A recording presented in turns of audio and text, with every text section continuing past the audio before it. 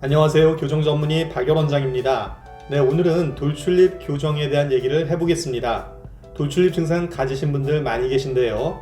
그 중에서 이렇게 큰 어금니가 하나나 두 개 이상 없는 분들이 더러 계실 것입니다.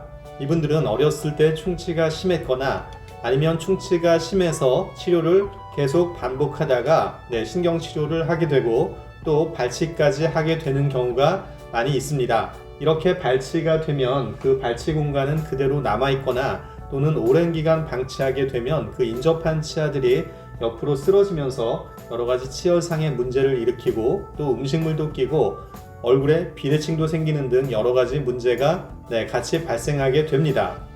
이분들과 상담을 해보면 이렇게 큰 어금니가 하나나 두 개 발치한 경우에도 돌출입 교정이 가능한지 또 어떤 방법으로 가능한지를 물어보시는 경우가 많이 있습니다.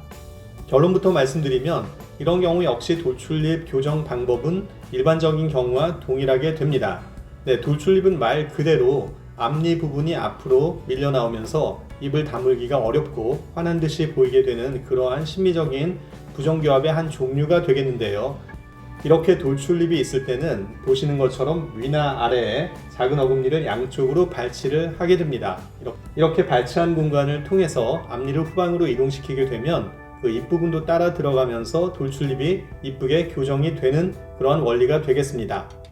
돌출입 증상이 심한 분들은 이렇게 앞니를 발치하고 앞니를 많이 이동을 하게 되고요.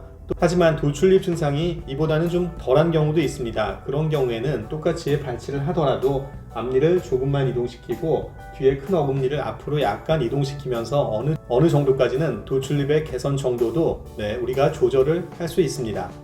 자, 이것이 돌출입 교정의 기본적인 원리가 되겠는데요.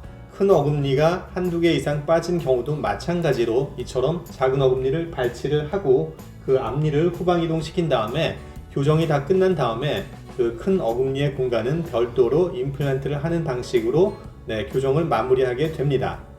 이렇게 작은 어금니를 발치한 공간을 통해서 앞니를 후방 이동시키고 그 큰 어금니가 빠져있는 공간은 그대로 잘 유지를 해서 교정이 다 끝난 다음 또는 교정이 끝난 즈음 해서 그 자리에 임플란트를 하게 됨으로써 전체적인 돌출입 교정이 마무리가 되게 되는 것입니다. 이해가 되시나요?